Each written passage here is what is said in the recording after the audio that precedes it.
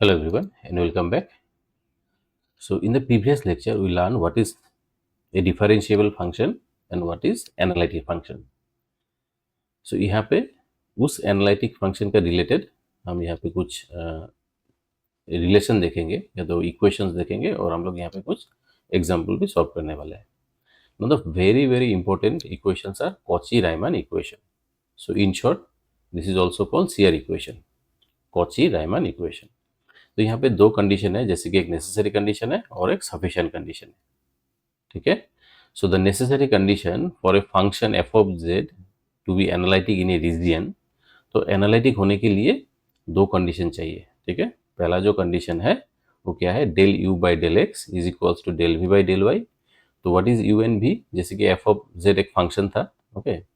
F of z एक function है, तो एफ ऑफ जेड जो फंक्शन है उसका रियल पार्ट क्या था, u of x comma y, और जो उसका इमेजिनरी पार्ट था वो क्या था, v of x comma y. So if del u by del x equals to del v by del y and del u by del y equals to minus del v by del x, तो अगर function analytic है तो ये दो condition आएगा. ठीक है. This two condition will satisfy if the function is analytic.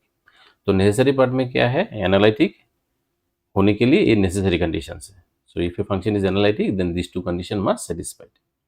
Sufficient part में क्या होगा, अगर del u by del x मतलब यू सफिक्स एक्स, एक ही बात है, u suffix x u suffix y मतलब del u by del x del u by del y del v by del x and del v by del y, अगर ये सारा continuous है, ठीक है, और कॉची-रीमैन इक्वेशन भी सेटिस्फाई कर रहा है, तो फंक्शन क्या होगा, ऑटोमेटिकली क्या होगा, एनालिटिक होगा.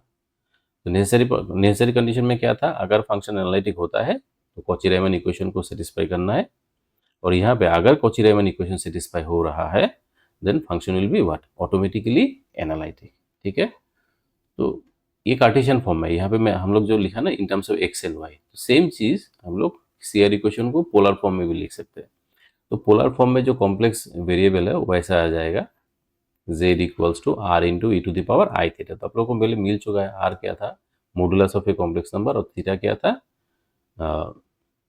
आर्गुमेंट. ठीक है, argument of the complex number. तो यहाँ पे जो del u by del r है, यहाँ पे जो वेरिएबल है वो आर थीटा है. So del u by del r should be equals to 1 by r del v by del theta, and del v by del theta del r equals to minus 1 by r del u by del theta. तो polar form होने से तो हम लोग इस lecture में नहीं होने से भी नेक्स्ट लेक्चर में पोलर फॉर्म का भी हम लोग कुछ प्रॉब्लम एग्जाम्पल्स करके हम लोग देखेंगे. So these are Cauchy Riemann equation but in polar form, मतलब आर थीटा फॉर्म में है, और ऊपर का जितना भी है वो क्या है, कार्टेशियन फॉर्म में है. और जो सफिशिएंट पार्ट है ना, सफिशिएंट पार्ट में क्या दिया हुआ है, अगर ये del u by del x ये सब कॉन्टिन्यूस होता है, कॉची-रीमैन इक्वेशन सेटिस्फाई होता है, तो फंक्शन क्या होगा, एनालिटिक होगा. यहाँ पे एक रिलेशन भी है, क्योंकि मैंने यहाँ पे प्रूफ को इंक्लूड नहीं किया है. तो अगर आप लोगों को प्रूफ चाहिए तो आप लोग काइंडली कमेंट बॉक्स में लिखिए, तो मैं उसका सेपरेट से एक लेक्चर अपलोड करके दूंगा. D W by D Z या तो एफ डैश ऑफ जेड. ठीक है.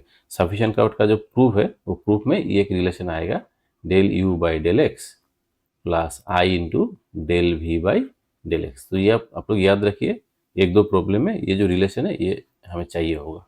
ठीक है. ये सफिशिएंट का पार्ट का जो प्रूफ है उसमें ये आता है, मतलब एक कैलकुलेशन में f dash of z equals to del u by del x plus i into del v by del x. तो यहाँ पे हमें क्या मिला, Cauchy Riemann equation in Cartesian form and Cauchy Riemann equation in polar form. ठीक है. Now let us do some examples. जैसे कि ये जो पहला प्रॉब्लम है ना, show that the function f of z equals to z bar is nowhere differentiable. Nowhere differential का दूसरा जो मीनिंग है वो क्या है, नॉट एनालिटिक, मतलब ये एनालिटिक नहीं होगा. ठीक है. तो इस प्रॉब्लम को हम लोग दो डिफरेंट प्रोसीजर में कर सकते हैं. जैसे कि प्रीवियस लेक्चर में हमें मिला था ना, डिफरेंशिएबल कब नहीं होता है, अगर if the function is not differentiable तो वो एनालिटिक भी नहीं होगा, क्योंकि एनालिटिक होने से the function must be differentiable. तो इसको हम लोग पहले मेथड 1 से करेंगे, मतलब डिफरेंशिएबल जो है डिफरेंशिएबल मेथड से करेंगे. सो यहाँ पे एफ ऑफ जेड जो है वो क्या है, जेड बार. तो जेड मतलब क्या था, एक्स प्लस आई वाई, और बार मतलब कॉन्जुगेट. सो कॉन्जुगेट क्या होता है, एक्स माइनस आई वाई. ठीक है. Conjugate x minus i y. Now we have f dash of suppose z not, f dash of z, इसका फॉर्मूला क्या था, लिमिट, तो सिंपल जेड जेड भी लिख सकते हैं, एफ डैश ऑफ जेड कोई स्पेसिफिक पॉइंट में नहीं, ऐसे भी हम लोग कर सकते हैं इसको। F dash of z equals to limit delta z tends to 0 f of z plus delta z minus f of z whole thing divided by कितना, डेल्टा जेड। सो आप लोगों को याद है शायद ये क्या था, डिफरेंशिएबल का कंडीशन था, तो इसे एग्जिस्ट दिखाना होगा। So this is equals to limit delta z tends to 0। अभी f of z plus delta z क्या होगा, ये तो एफ ऑफ जेड है, राइट। तो f of z plus delta z क्या आएगा, f of z plus delta z. So it will be z plus delta z, ऐसा कॉन्जुगेट आएगा, ठीक है।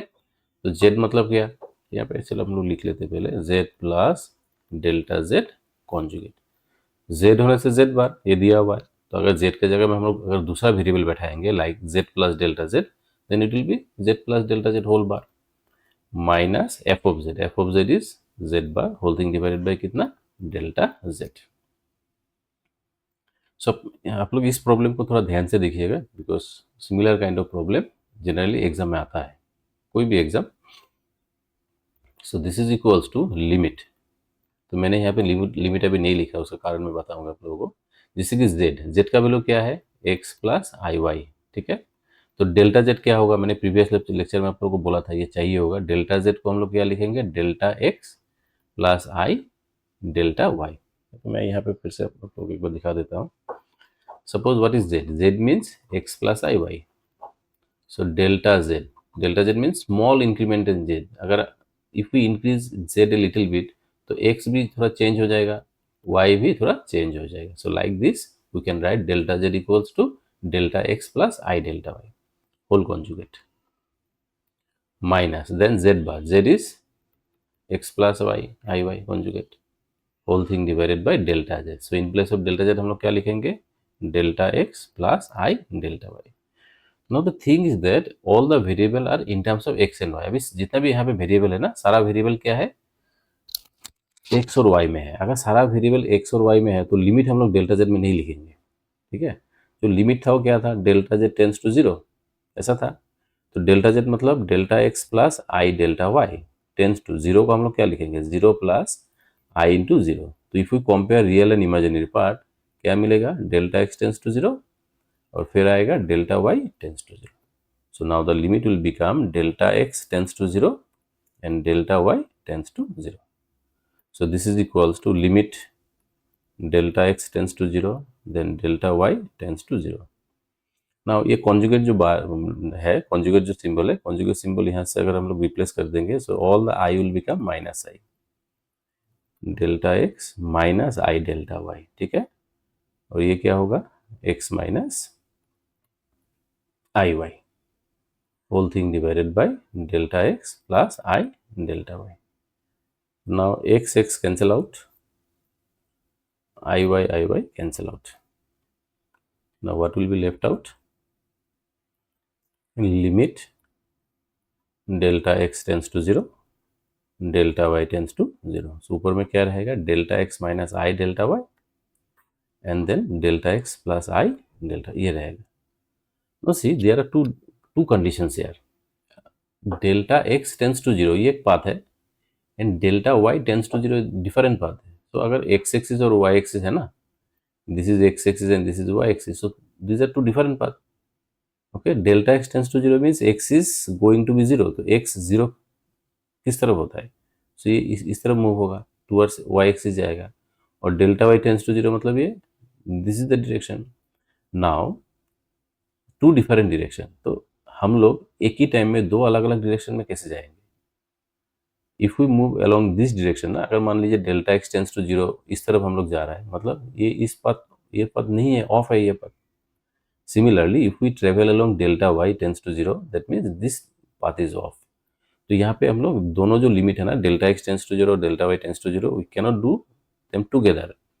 सो यहाँ पे suppose case 1, what is case 1, let us take delta x tends to 0 और delta Y को हम लोग यहाँ पे ऑफ कर देंगे, ठीक है, क्योंकि एक साथ दो पाथ हम लोग नहीं ले सकते हैं। So what is the left hand side, f dash of z, f dash of z equals to how much, limit, now will write only delta x tends to 0 और जहाँ जहाँ डेल्टा वाई है वहाँ पे जीरो बैठाना है। तो ये पार्ट जीरो हो जाएगा, ये पार्ट जीरो हो जाएगा। So we have delta x by delta x cancel, कितना आएगा 1। तो लिमिट बैठाना नहीं है क्योंकि पहले से ये 1 मतलब 1 हो गया। Similarly in case 2 now will put delta x equals to 0, और अभी हम लोग कौन सा पाथ में जाएंगे, delta y tends to 0। So f dash of z is equals to limit, now it will be delta y tends to 0, क्या रहेगा minus i delta y by plus i delta Y.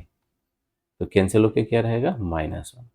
ना आप लोग देखिए in both the cases no limit is finite 1 और -1, but ये exist नहीं है। Why the limit is not exist, exist होने से दोनों का वैल्यू सेम आना चाहिए। This part and this part should be same. हम लोग दो अलग अलग डायरेक्शन में मतलब जाके हम लोग का जो डेस्टिनेशन है that should be same. Okay, so the limit is not not independent of the path,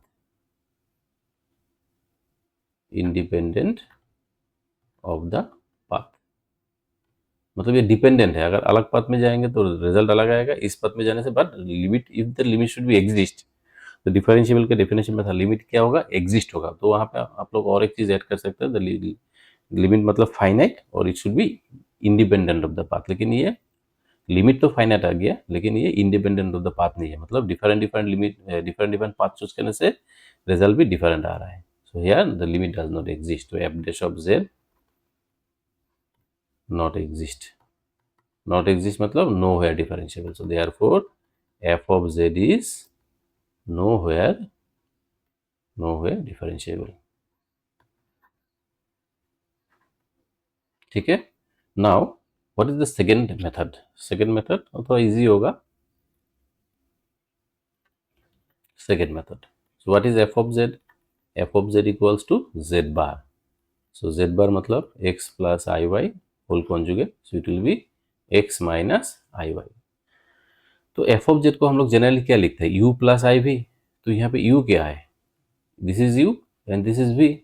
here u equal to x and v equals to how much, minus y. अभी हमें कॉची रीमैन इक्वेशन चेक करना है। So del u by del x, so इसको x से differentiate करने से क्या आएगा 1। Del u by del y, तो यहाँ पे y नहीं है, क्या आएगा 0। Now del v by del x, यहाँ पे x नहीं है, क्या आएगा 0। And then del v by del y, how much, -1।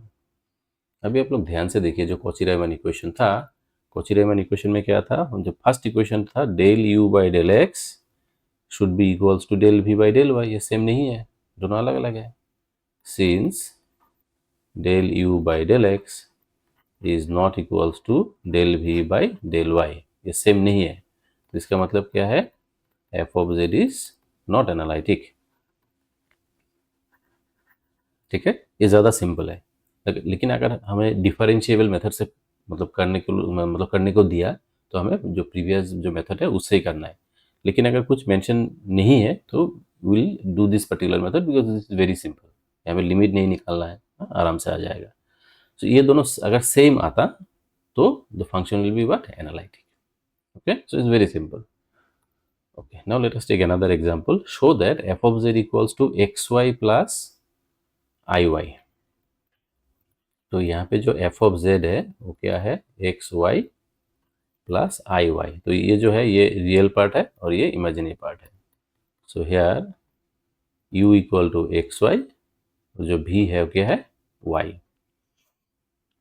तो हमें पहले क्या दिखाना है, f of z is continuous, पहले कॉन्टिन्यूस दिखाना है, उसके बाद हमें दिखाना है नॉट डिफरेंशिएबल। अभी एक चीज हमें मालूम है, ये क्या है, x into y. X into y मतलब polynomial of degree 2, every polynomial is continuous. तो जो u है ना, u क्या होगा, continuous. v is a polynomial of degree 1, so this is also continuous. ठीक है, तो हमें कैसे लिखना होगा, here x sorry u and v are continuous everywhere. किस लिए कॉन्टिन्यूअस है, because they are, since they are polynomial in x and Y. Polynomial function हमेशा क्या होता है, कॉन्टिन्यूअस होता है। ये हम लोग क्लास 12 में हमें मिला था। नाउ ये जो एफ ऑफ जेड है ना, एफ ऑफ जेड को हम लोग क्या लिखेंगे, u प्लस आई भी। तो एक फंक्शन का अगर रियल पार्ट भी कॉन्टिन्यूअस है, इमेजिनरी पार्ट भी कॉन्टिन्यूअस है, तो u प्लस आई भी ये क्या होगा, is also continuous. So this is also continuous. तो अभी हम लोग सेकेंड पार्ट में जाएंगे। सेकेंड पार्ट में क्या दिया हुआ है, नॉट डिफरेंशिएबल। सो डिफरेंशिएबल नहीं है, तो हम लोग कॉची-रीमैन इक्वेशन करके देखेंगे। तो आप लोग u और v को यहाँ पे देख लीजिएगा, क्या है, this is u and this is v, ठीक है। So let us find del u by del x। तो वहाँ पे x और y है, y तो कांस्टेंट होगा, x का डिफरेंशिएशन 1, तो 1 इंटू वाई। फिर del u by del y, del u by del y क्या होगा, x। Del v by del x क्या होगा, x तो नहीं है, 0, and then del v by del y ये कितना आएगा, 1। तभी देखिए कोई भी इक्वेशन मैच नहीं कर रहा है। Del u by del x and del v by del y, दोनों सेम आना चाहिए था, सेम नहीं है, ये दोनों भी सेम नहीं है। Since CR equations are not satisfied, so f of z is what, nowhere differentiable, not differentiable, और या तो nowhere differentiable, not differentiable anywhere. Okay, so problems are very simple if you understand what is the basic thing, कब continuous होता है, कब differentiable होता है, analytic कब होगा, CR equation क्या है, तो problems are very simple. Okay, now let us take one more problem. So example number 3. Here f of z equals to modular z whole square is not analytic except at z equals to 0. So उसका मतलब क्या है, ये जो function है ये analytic नहीं होगा except at z equal to 0। मतलब z इक्वल्स टू 0 पॉइंट में ये एनालिटिक होगा, लेकिन बाकी किसी भी पॉइंट में ये क्या नहीं है, एनालिटिक नहीं है। So how much it is, suppose here f of z equal to modulus z, तो मोडुलस z मतलब कितना, x प्लस आई वाई। तो modulus of x plus i y is root over x square plus y square whole square, ठीक है। So if we remove the root it will become x square plus y square. लेकिन यहाँ पे there is no real part, तो हम लोग इसको ऐसे लिखेंगे, x square, so not, no imaginary part, so x square plus y square plus i into 0, ठीक है। तो हियर अभी u equals to how much, u is real part, so x square plus y square, और जो imaginary part हो क्या है, 0। अभी कॉची-रीमैन इक्वेशन के लिए हमें क्या चाहिए, del u by del x twice x, फिर क्या चाहिए, del u by del y या twice y, del v by del x 0, del v by del y this is also 0। अभी आप लोग देखिए कॉची-रीमैन इक्वेशन में क्या था, therefore del u by del x is not equals to del v by del y, same नहीं है क्योंकि अलग अलग है ना। And then del u by del y is not equals to minus del v by del x. CR equation are not satisfied. लेकिन but at z equals to 0, z 0 मतलब क्या, x equal to 0, y equals to 0। तो at x equal to 0 क्या होगा, del u by del x, twice x था, x के जगह में 0 बैठाने से 0 हो जाएगा। फिर del u by del y, ये भी 0 हो जाएगा, और already del v by del x 0 है, del v by del y क्या होगा, 0 होगा। तो यहाँ पे CR इक्वेशन सेटिस्फाई हो रहा है। तो हमें जो कंक्लूजन है कैसे लिखना है, दस f of z is not analytic